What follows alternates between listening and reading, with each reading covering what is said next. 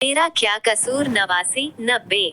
आदर्श बिना कुछ बोले ही नियति का हाथ पकड़ उसे अपने तरफ खींच लेता है और नियति आदर्श की इस हरकत के लिए बिल्कुल भी तैयार नहीं होती है और अचानक खींचने के कारण नियति जाकर आदर्श के ऊपर गिर जाती है। उद्धरण चिन्ह और दोनों के ही होठ आपस में जुड़ जाते हैं, जिस कारण नियति बस अपनी आंखें बड़ी बड़ी कर हैरानी से आदर्श को देख रही होती हैं। उद्धरण चिन्ह तो आदर्श भी बिना किसी रिएक्शन के बस नियति की आंखों में ही देख रहा होता है। उद्धरण चिन्ह और दोनों ही बिना पल के झपकाए उसी पोजीशन में बस का दूसरे की आंखों में ही कहीं खोसे जाते हैं। आदर्श ने अपने दोनों हाथों से नियति की कमर को पकड़ा होता है। उद्धरण चिन्ह तो नियति के दोनों हाथ आदर्श के सीने पर होते हैं।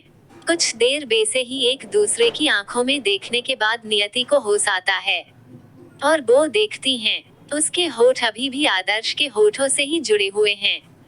उद्धरण चिन्ह ये देख वो जल्दी से ही अपने होठों को हटा आदर्श से दूर जाने की कोशिश करती है, पर आदर्श ने नियति की कमर को मजबूती से पकड़ा होता है, जिस कारण नियति दोबारा से उसके ऊपर ही आ जाती हैं, पर इस बार वो खुद को संभाल लेती हैं। उद्धरण चिन्ह जिस वजह से अब उनके बीच थोड़ा गैप हो जाता है और आदर्श की इस तरह की हरकत को देख नियति की नजरें झुक जाती है और उसका चेहरा शर्म के कारण लाल हो जाता है। साथ ही आदर्श और नियति दोनों के ही दिल की धड़कन काफी तेज हो चुकी थी, जिसे वो दोनों साफ सुन रहे होते हैं। तभी नियति आदर्श से दूर जाने की कोशिश करती है, जिसे देख आदर्श बोला नियति। वो नियति शब्द बोलने पर पूरा जोर देता है, जिस वजह से नियति वहां से हिल नहीं पाती हैं और वो आदर्श को देखती हैं। उद्धरण चिन्ह जिसके चेहरे पर इस समय कोई भी भाव नहीं होते हैं, न ही हमेशा की तरह कोई मुस्कान या शरारत के भाव। इस समय बस आदर्श के चेहरे पर एक उदासी और मायूसी के भाव होते हैं। उद्धरण चिन्ह जिसे ऐसे देख नियति को अपने दिल में एक तेज दर्द का एहसास होता है और वो खुद को रोक नहीं पाती आदर्श से पूछने से। वो आदर्श को देख बोली, आदर्श जी आप ठीक तो हो ना, आपको कहीं कुछ हुआ तो नहीं ना। बोलते हुए ही वो आदर्श को देखने लगती हैं। उद्धरण चिन्ह ये सोच कहीं आदर्श को कोई चोट तो नहीं लगी। वो अभी आदर्श को अच्छे से देख ही रही होती हैं। उतने में ही आदर्श नियति का एक हाथ अपने सीने पर रख बोला, नियति मुझे सच में चोट लगी है। उद्धरण चिन्ह जैसे ही आदर्श ये बोलता है, नियति परेशानी से आदर्श को देख बोली, आदर्श जी क्या चोट बहुत गहरी है, क्या आपको जोर से लग गई? बताइए हमें आपको कहाँ लगा है, हम अभी दवाई लगा देते हैं। उद्धरण चिन्ह आपको बोलते हुए वो काफी ज्यादा परेशान हो जाती हैं और बेसे ही बोली, ध्यान कहाँ रहता है आपका आदर्श जी, पता नहीं क्या करते रहते हो जो चोट लगा बैठे। बोलते हुए वो आदर्श को ऊपर से लेकर नीचे देख बोली, बताइए ना आदर्श जी कहाँ चोट लगी आपको, आप ऐसे चुप क्यों हो, आप कुछ बोलते क्यों नहीं हो? बोलते हुए वो आदर्श को देखने लगती हैं। उद्धरण चिन्ह नियति की बात सुन आदर्श नियति के हाथ के तरफ इशारा कर बोला, मुझे यहाँ दर्द हो रहा है। नियति बोलते हुए वो अपने सीने पर देखने लगता है, जहाँ नियति का एक हाथ रखा होता है और आदर्श की नजरों को देख नियति जल्दी से आदर्श के शर्ट की ऊपर की बटनों को खोल उसके सीने पर देखने लगती हैं। उद्धरण चिन्ह जहाँ किसी तरह का कोई घाव या चोट दिखाई नहीं दे रही होती हैं, जिसे देख वो आदर्श की तरफ ही हैरानी से देखने लगती हैं और वो ये देख हैरान होती हैं। इस समय आदर्श की आंखों में हल्की नमी होती है। वो आदर्श की आंखों में नमी देख परेशान होते हुए बोली, आदर्श जी क्या आपको बहुत तेज दर्द हो रहा है? उद्धरण चिन्ह हम अभी डॉक्टर को बुलाते हैं। बोलते हुए वो जाने को होती हैं, तो आदर्श उसका हाथ पकड़ बोला, नहीं नियति, डॉक्टर की कोई जरूरत नहीं है, मेरा इलाज डॉक्टर नहीं कर सकता। उसकी बात सुन नियति थोड़ी परेशानी वाले भाव के साथ बोली, ये आप क्या बोल रहे हैं? उद्धरण चिन्ह अगर डॉक्टर इलाज नहीं करेगा तो कौन इलाज करेगा? बोल वो उसे देखने लगती हैं। इस पर आदर्श उसे अपने पास वापस खींचकर उसका एक हाथ अपने सीने पर रख बोला, यहाँ दर्द होता है नियति, जब मैं तुम्हारी आंखों में आंसू देखता हूँ उद्धरण चिन्ह मुझे यहाँ तकलीफ होती है जब कोई भी तुम्हें बुरा भला बोलता है। मुझे दर्द होता है नियति जब तुम खामोश रहकर अपने अंदर के दर्द तकलीफ को अपने अंदर ही रखती हो। उद्धरण चिन्ह मुझे दर्द होता है जब तुम खुद ही अकेले अपने अंदर छुपे दर्द को सहन करती हो। मुझे तुम्हारे दुख तकलीफों से तकलीफ होती है और तुम्हारी खुशी से मुझे खुशी मिलती है। इतना बोल वो थोड़ा रुककर नियति के चेहरे को अपने दोनों हाथों में भर बोला, क्यों नियति, क्यों तुम मुझे कुछ भी नहीं बताती, ऐसा क्यों, क्या तुम मुझे अपना नहीं समझती हो? उद्धरण चिन्ह या तुम्हें लगता है तुम सब कुछ खुद ही संभाल सकती हो? आज भी किसी ने तुम्हारे साथ बदतमीजी की, तुम्हें बुरा भला कहा और तुम खामोशी से सुनती रही, ऐसा क्यों नियति? तुम कब तक ऐसे ही खामोश रहकर सब कुछ सहती रहोगी? उद्धरण चिन्ह तुम्हें कभी तो खुद के लिए आवाज उठाना ही होगा ना, जिससे सामने वाला हिम्मत भी ना कर सके तुम्हें कुछ भी बुरा भला बोलने की। आदर्श को बात सुन नियति अपनी नम आंखों से उसे देख बोली, हम खामोश नहीं थे, हम बिल्कुल भी खामोश नहीं थे आदर्श जी, हम उस औरत को उसकी बातों का जवाब दे सकते थे, पर हम खामोश इसलिए रहे क्योंकि उस समय हमारे बच्चे हमारे साथ थे। उद्धरण चिन्ह हम उस औरत की कड़वी बातों का जवाब इसलिए नहीं दे पाए क्योंकि हमारी बेटी उस औरत को देख बहुत ज्यादा डर रही थी। हम चाहते तो उस औरत से लड़ सकते थे, हम उसकी बातों का जवाब उसे दे सकते थे। उद्धरण चिन्ह पर हम हमारी बेटी को डराना नहीं चाहते थे और हम उस जैसी औरत से बिल्कुल भी नहीं लड़ना चाहते थे। कोई हमें अनपढ़, गवार, जाहिल, गरीब, भिखारी जो बोलना है बोल ले, हमें फर्क नहीं पड़ता, पर कोई हमारे बच्चों को कुछ भी कहे हमें उससे फर्क पड़ता है। हम ये बिल्कुल भी सहन नहीं कर सकते, पर उस समय हम खामोश रहे क्योंकि हम हमारे दोनों बच्चों को डराना नहीं चाहते थे, ना ही बात को आगे बढ़ाना चाहते थे। उद्धरण चिन्ह ये सारी बातों को बोलते हुए नियति अपनी आंखों में आंसू लिए बस आदर्श की आंखों में ही देख रही होती हैं। उद्धरण चिन्ह नियति की बातों को सुन आदर्श बोला, तुम सबका ध्यान रखती हो, तुम सबको संभालती हो, माँ को, बच्चों को, मुझे और इस घर सबको तुम संभाल लेती हो। उद्धरण चिन्ह पर तुम्हें नियति, तुम्हें कौन संभालेगा, कभी तुमने ये सोचा है?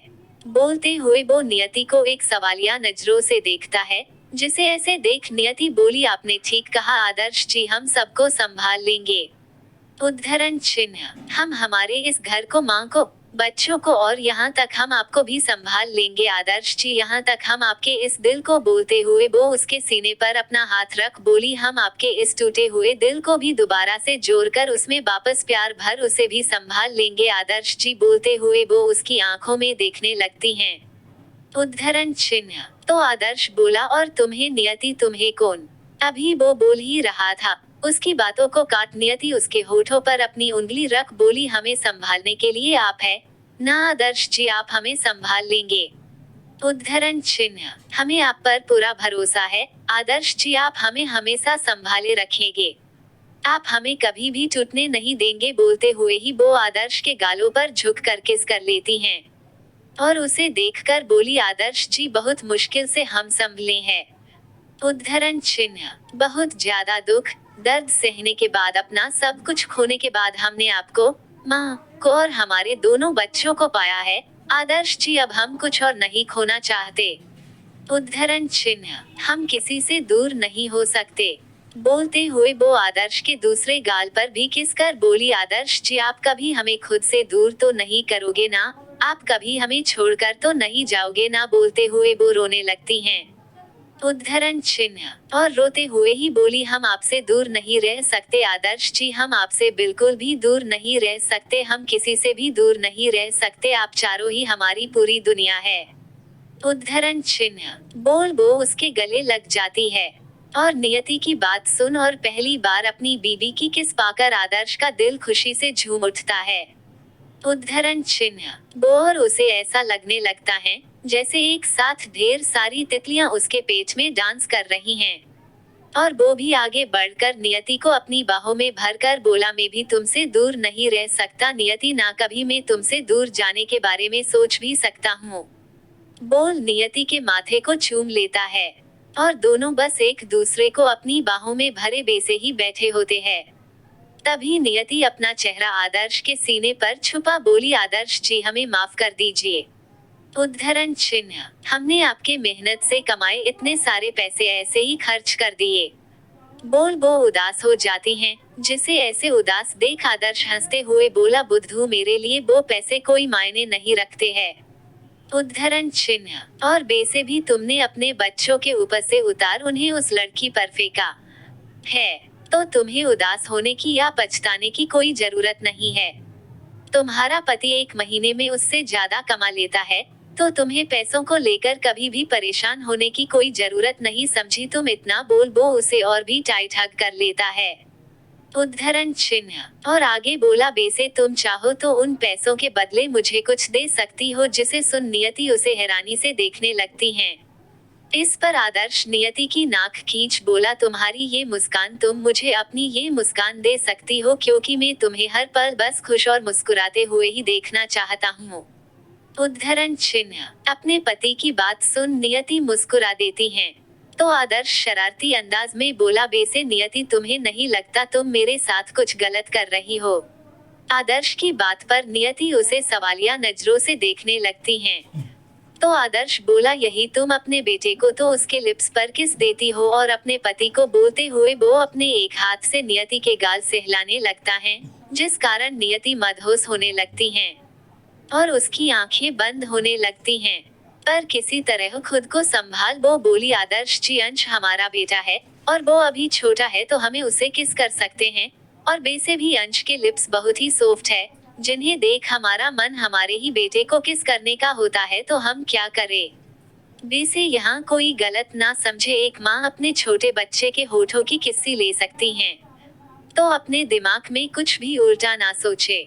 नियति की बात सुन आदर्श को अपने बेटे से जलन होने लगती हैं, और जिस कारण वो अपना मुंह बनाकर बोला, नियति क्या तुम्हें कोई शक है, मेरे लिप्स सॉफ्ट ना होकर पत्थर की तरह हार्ड है? अगर तुम्हें ऐसा लगता है तो मैं अभी तुम्हें प्रूव कर सकता हूँ। उद्धरण चिन्ह, इतना बोल वो नियति के तरफ झुकता है, जिस कारण नियति आदर्श से बोली, हमें नींद आ रही, आदर्श जी आप भी सो जाओ। इतना बोल वो जल्दी से वहां से उठकर बेड पर चढ़ सो जाती है, और उसे ऐसे देख आदर्श मुस्कुरा देता है। एपिसोड 90। अगली सुबह आदर्श की नींद उसके ऊपर पानी के जग पलटने से होती है, जिस कारण वो हड़बड़ाकर उठ जाता है, और जैसे ही अपने सामने अपनी बेटी को ऐसे हंसते देखता है, तो वो पीहू को घूर कर देखने लगता है। उद्धरण चिन्ह, जिसे ऐसे घूरते देख पीहू बोली, डेड मुझे घूरने से कुछ नहीं होगा, जल्दी से आप नहा लो, हमें मंदिर चलना है।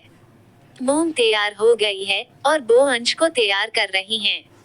उद्धरण चिन्ह, साथ ही दादी भी तैयार हो चुकी है, तो आप जाओ जल्दी से और रेडी होकर आओ। इतना बोल वो वहां से भाग जाती हैं। उद्धरण चिन्ह, और आदर्श खुद को देखता है, जिसे कुछ समय पहले ही उसकी अपनी बेटी ने पानी डालकर उठाया था। ये देख वो अपना अजीब सा मुंह बना बाथरूम में चला जाता है। उद्धरण चिन्ह, करीब 20 मिनट बाद ही वो सभी मंदिर के लिए निकल जाते हैं, और मंदिर पहुंचकर वो सभी कान्हा जी की मूर्ति के सामने जा अपने दोनों हाथ जोड़ खड़े हो जाते हैं।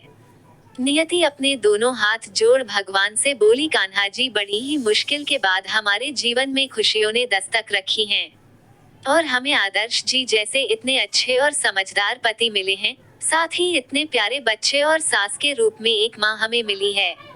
हमारी आपसे बस इतनी ही बीती है, आप हमारे जीवन हमेशा ये खुशियाँ बनाए रखे और किसी की भी नजर कभी हमारे परिवार को ना लगे। बोल वो अपनी आंखें खोल देती हैं।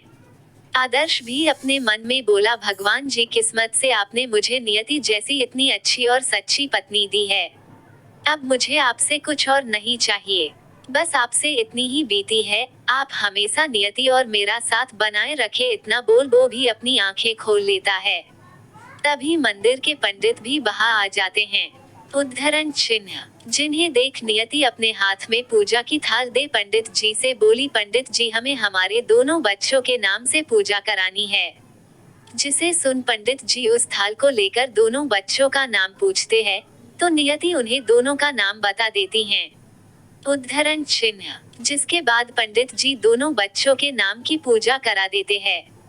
पूजा कराने के बाद जब पंडित जी नियति को थाल वापस करते हैं, पूजा होने के बाद नियति पीहू के हाथ से मंदिर की सीढ़ियों पर बैठे सभी भिखारियों और फल और कपड़े भी देने को लगाती हैं।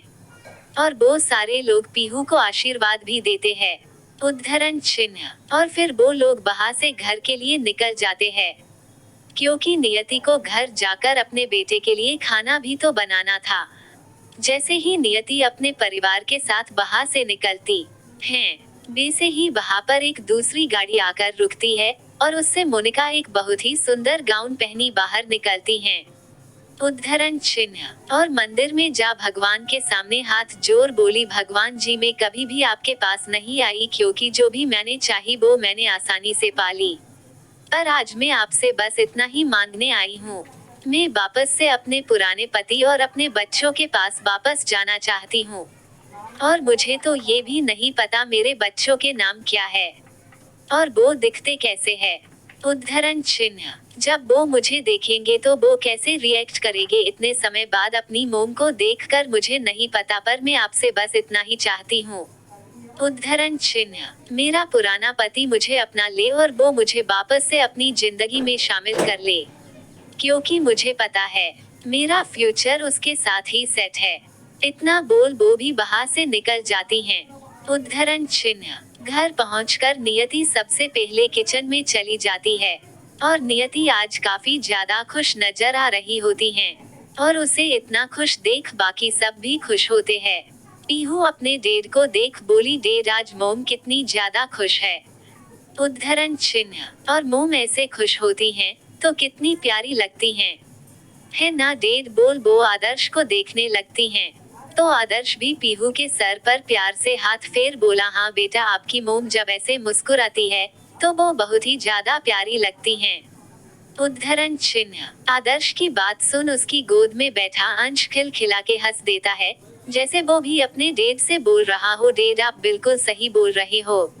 और अपने बेटे को ऐसे हंसते देख सभी लोग मुस्कुरा देते हैं, उद्धरण चिन्ह। किचन में सेफ नियति से बोला, मैम आपको जो भी बनाना है आप मुझे बता दो, मैं आपकी हेल्प कर देता हूँ। सेफ की बात सुन नियति बोली, अरे नहीं नहीं सेफ भैया, हम खुद बना लेंगे। और वैसे भी आज तो हमारा बेटा पहली बार कुछ खाने वाला है, तो हम चाहते हैं हमारा बेटा हमारे हाथों से बना खाना ही खाए। बोलते हुए वो खीर बनाने लगती हैं, जिसे देख सेफ बोला, मैम मैं आपकी हेल्प ही कर देता हूँ, उद्धरण चिन्ह। आपको जो भी चाहिए आप मुझे बता सकती हैं। सेफ की बात सुन नियति बोली, ठीक है सेफ भैया, आप हमारी मदद कर सकते हो। इतना बोल वो उसे बता देती हैं उसे आज क्या क्या बनाना है। करीब 1 घंटे बाद किचन से बहुत ही अच्छी खाने की खुशबू आ रही होती है और वो खुशबू किचन से होकर पूरे घर में फैल रही होती है, जिसे सुनते ही पीहू अपने पेट पर हाथ रख बोली, दादी मुझे भूख लग रही है। इतनी अच्छी खुशबू सूंघकर तो जिसे सुन मिताली भी बोली, और मुझे भी, पर बेटा तुम्हारी माँ हमें अभी कुछ भी खाने नहीं देने वाली है, उद्धरण चिन्ह। जिसे सुन पीहू बोली, पर ऐसा क्यों दादी? तो मिताली हंसते हुए बोली, वो इसलिए बेटा क्योंकि सारा खाना बनाने के बाद तुम्हारी मोम उसे पहले भगवान जी को भोग लगाएगी और भोग लगाने के बाद ही हम सब उसे खा सकते हैं, उद्धरण चिन्ह। और वैसे भी आज का सारा खाना तुम्हारी मोम अंश के लिए बना रही है। अपनी दादी की बात सुन पीहू उदास होकर बोली, तो क्या आज मोम हमें कुछ भी खाने नहीं देगी? इस पर मिताली हंसते हुए बोली, नहीं बेटा, हम भी खाना खाएंगे, पर पहले मोम अंश को खिलाएगी, उसके बाद हम खाएंगे, उद्धरण चिन्ह। उन दोनों दादी और पोती की बात सुन आदर्श बोला, मोम आप अंश को देखिए, मैं भी ऑफिस के लिए तैयार हो जाता हूँ। इतना बोल वो वहां से चला जाता है। थोड़ी देर बाद नियति भी किचन से बाहर निकलती हैं और उसके हाथ में इस समय एक बड़ी सी थाल होती है, जिसमें करीब 6 से 7 तरह का खाना होता है। और सारा खाना देखकर किसी के मुंह में भी पानी आ जाता, तो हमारी पीहू के मुंह में पानी कैसे नहीं आता? वो अपनी मोम के पास जा उनके हाथों में पकड़ी थाल के अंदर का खाना देख बोली, मोम मुझे भूख लगी है, क्या मैं इसे खा सकती हूँ? अपनी बेटी की बात सुन नियति प्यार से बोली, पीहू बेटा हम आपको दूसरा खाना देते हैं, इसे हमने कान्हा जी के भोग के लिए निकाले है, बेटा अपनी मोम की बात सुन, पीहू बोली। ठीक है, मोम में थोड़ा सा वेट कर लूंगी।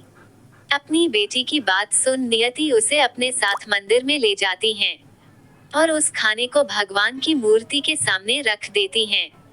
और हॉल में आकर वो मिताली से बोली, माँ सारा खाना तैयार है, आप चलिए माँ, हमने भोग के लिए भी सारा खाना निकाल दिया है और हम उसे मंदिर में भी रख आए। उद्धरण चिन्ह। नियति की बात सुन मिताली हाँ में अपना सर हिला देती हैं। तभी अंश अपने कपड़े गिले कर देता है, जिसे देख नियति बोली, माँ हम अंश के कपड़े चेंज कर लाते हैं, आप मंदिर में चलिए। इतना बोल वो उसे अपने साथ ले जाती हैं। उद्धरण चिन्ह। आदर्श के रूम में आदर्श मिरर के सामने खड़ा होकर तैयार हो रहा था और नियति अंश को अच्छे से तैयार कर आदर्श के पास जा बोली, आदर्श जी आप आज कहीं जा रहे हो? उद्धरण चिन्ह। जैसे ही आदर्श नियति की आवाज सुनता है, वो पलटकर नियति को देख बोला, हाँ मैं ऑफिस जा रहा हूँ। आदर्श की बात सुन नियति अपना मुंह बना लेती हैं और उसे ऐसे मुंह बनाते देख आदर्श मुस्कुरा देता है और वो नियति को अपने करीब कर खुद से चिपका लेता है।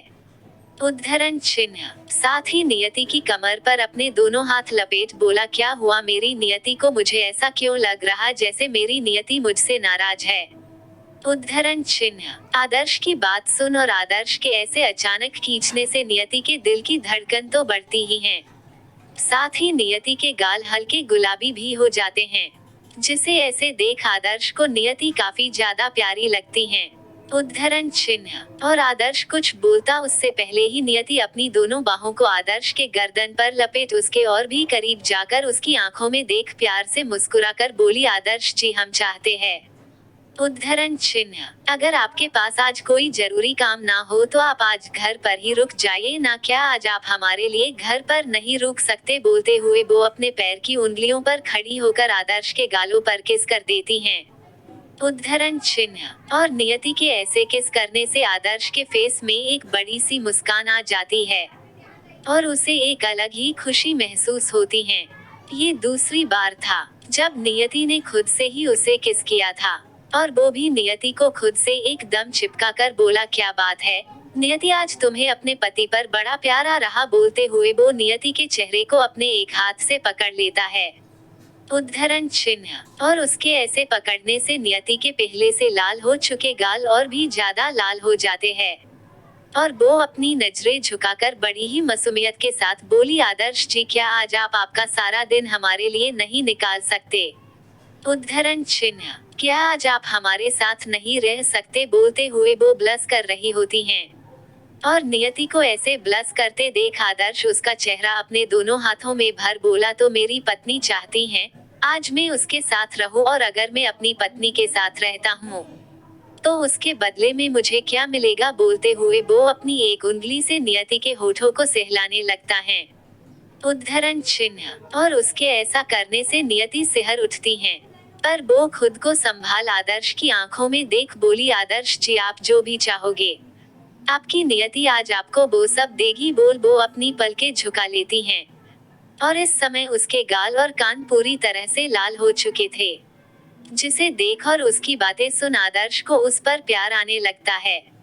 उद्धरण चिन्ह। और वो नियति को शरारती अंदाज में बोला, जो भी मैं चाहूँ तुम मुझे वो दोगी? इस पर नियति हाँ में अपना सर हिला देती हैं, जिसे देख आदर्श प्यार से बोला, सोच लो नियति, कहीं बाद में तुम मुझे दोष ना दो। इस पर नियति बोली, हमने सोच लिया है।